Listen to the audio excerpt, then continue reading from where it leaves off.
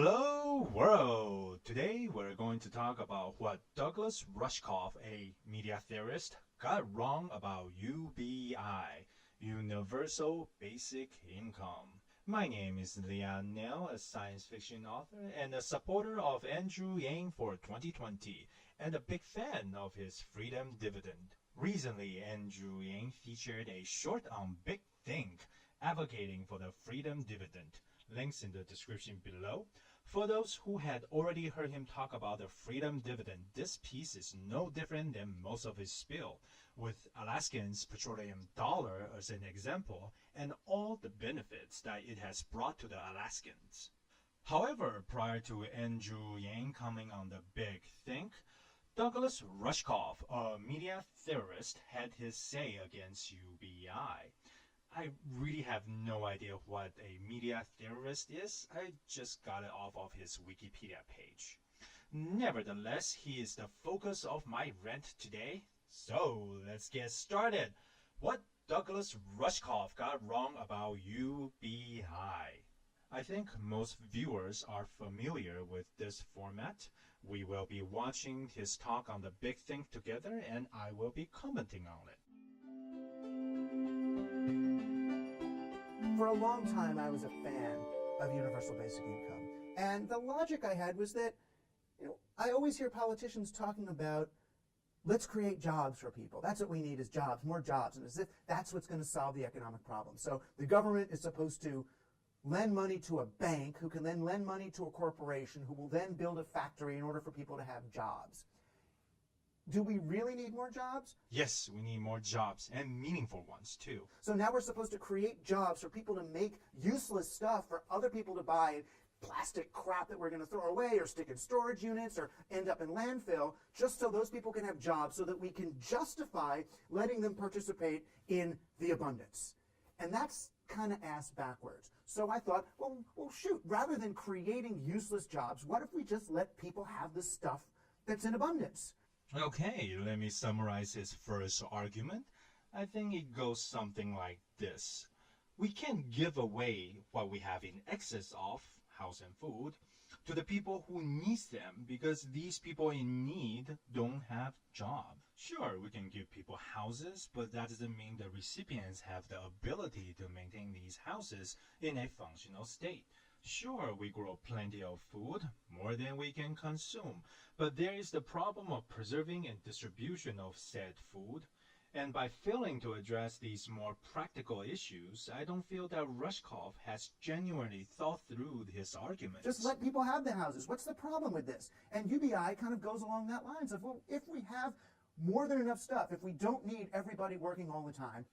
And that is a big if. I don't know that many successful people, but the ones that I do know, they work all the time. So it's not that people don't need to work, it's just that certain jobs are being replaced by automation. There's still so much work waiting to be done out there, but just not in retail, trucking, or the food services in the near future. Then why don't we just let people have income, or at least go to a 4-day work week, or a 3-day work week, or a 2-day work week? Or if work is the thing that's scarce, then why don't we meet that out and say, okay, we've got these 10 days that you're allowed to work this year. So come on to the farm and do that work, and then you'll have to find something else for you to do the rest of the time. Work is not scarce, and it never will be. On the other hand, talent is always scarce, and sometimes competence too.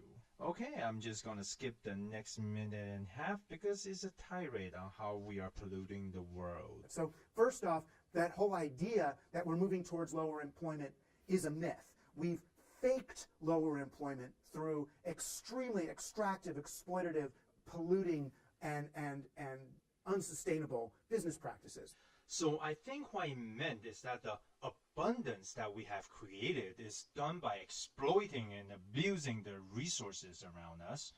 I mean, I can see that in certain industries. For example, Hollywood is very well known for exploiting its human resources. But I don't really see how this has anything to do with UBI. Also skipping the next part because it's just a tirade on how big companies like Uber is taking advantage of their workers.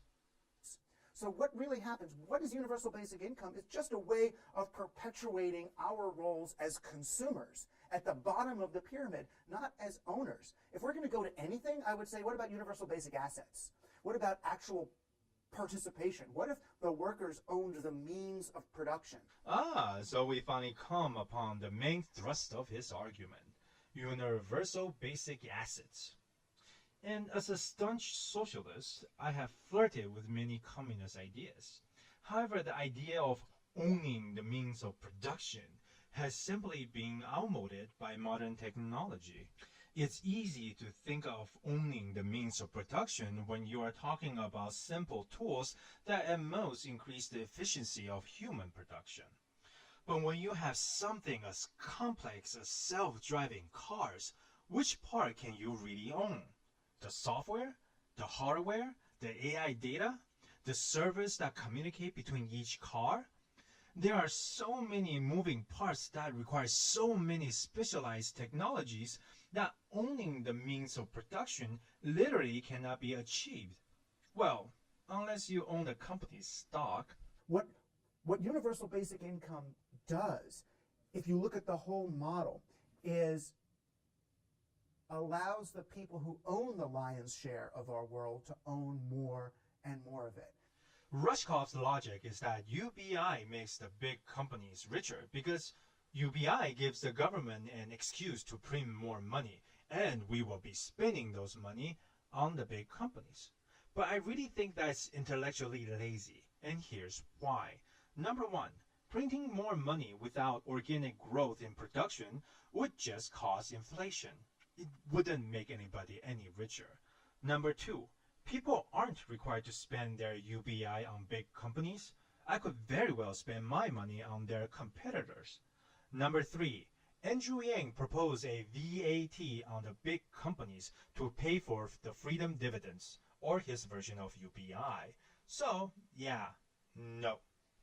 Sure, Social Security, welfare, the dole, all those things are fine for those in need, but it's not a great long-term economic strategy. It's really just a band-aid on extractive corporate capitalism.